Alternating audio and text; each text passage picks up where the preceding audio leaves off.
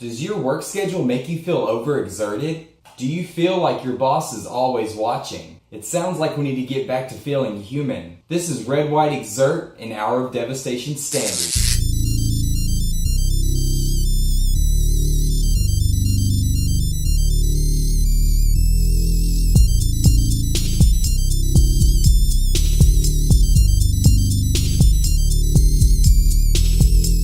If you haven't checked out the deck tech evolution video for this deck, click on the link to my right so you can see the deck in action.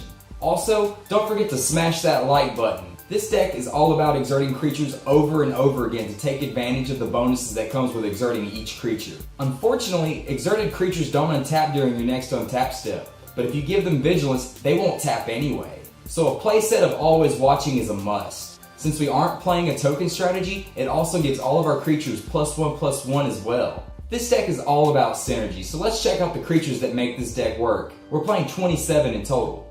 A playset of Thraben Inspector and 3 Expedition Envoys make up our turn 1 plays. Thraben Inspector, also known as Inspector Gadget, makes a great early defensive creature, plus it also helps us out with some card draw. Expedition Envoy, however, is a great early game aggressive threat. Both creatures help us beat in that early damage and are also excellent with always watching. On to the 2-drops, and our first exert creatures, we got a playset of Glorybound Initiate and 3 Gustwalker. Glorybound gives us life gain turn after turn and also helps us beat in with a lot of damage. Luke Gustwalker, as I like to call him, also helps us fly over a crowded board state. Both creatures are a dynamic duo, but we both know which one's Robin. To finish things off, we're playing 4 copies of Thalia's Lieutenant. Since most of our creatures are human, we have to take advantage of that tribal synergy. When Thalia's Lieutenant comes down on the board, we get to give our entire board state a +1/+1 counter. Plus, as things go on and we play out our hand, it also gets bigger each time you play another human. In our 3-drop slot, we're playing 4 copies of Ahn Crop Crasher and 3 Resolute Survivors. Ahn Crop Crasher is almost unfair in this deck. Getting to exert it turn after turn and keeping our opponent from blocking our threats is just brutal. Also, with Resolute Survivors, anytime we exert any creature, it deals 1 damage to each opponent and we also gain 1 life. Our board state can trigger this ability multiple times each combat, so we get in all kinds of incremental damage. That life gain, though, is just the cherry on top. The last creature in the deck is the Glorybringer. Since we're only running 22 lands, we can only afford to run 2 copies. At the top end of our curve, we get a 4/4 flyer with haste that can also pick off most threats in the format. Plus, it can close out games on a very crowded board state. As far as removal, we're playing 2 Declaration in Stone and 1 Stasis Snare.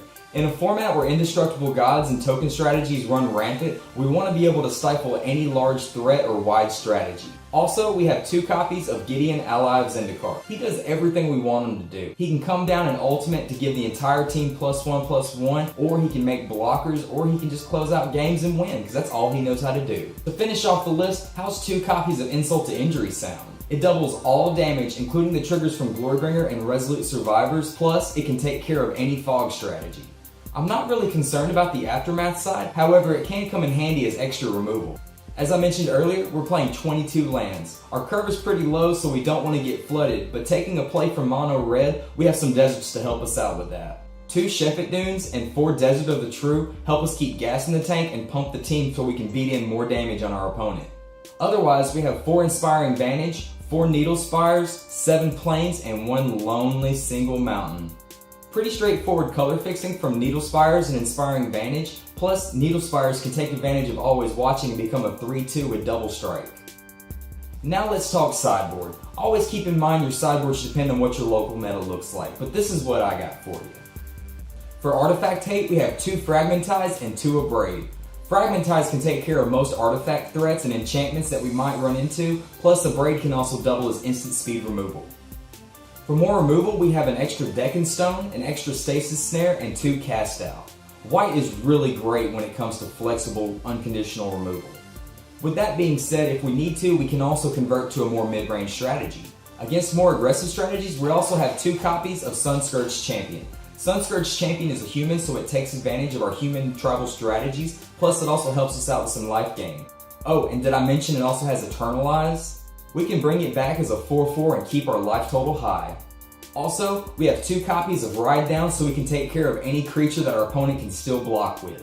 Don't forget though, you might need to explain the interaction between Trample and a now non-existent blocker. Even though your opponent decided to block with that creature, now that it's destroyed and your creature has trample, you still get through with all that damage. Finally, we have 2 copies of Selfless Spirit and a Blessed Alliance against control matchups. Selfless Spirit protects our board state against removal and board wipes, plus it's also a great aggressive threat. Blessed Alliance is great for more life gain, taking care of huge single threats, or untapping our creatures that might be exerted. That's it for today. Let me know what you think about the deck in the comments section. Do you feel like the deck could use Combat Celebrant for an extra combat step, or maybe Vizier of the True so you can keep your opponent's creatures tapped out? I would love to hear your feedback. As always, don't forget to like, share, and subscribe so you don't miss anything from Mind Sculpting MTG. Thanks for watching, and I'll see you next upkeep. Train, go away, that's what all my haters say.